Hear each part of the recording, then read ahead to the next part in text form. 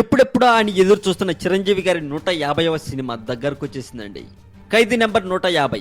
ఈ చిత్రం ప్రపంచవ్యాప్తంగా రేపు భారీ ఎత్తున రిలీజ్ అవుతున్న నేపథ్యంలో UK and UAE censor board member film critic అయినటువంటి ఉమేర్ సంధు ఖైదీ నెంబర్ 150 చిత్రాన్ని చూసి తన రివ్యూని ఇచ్చేశారట.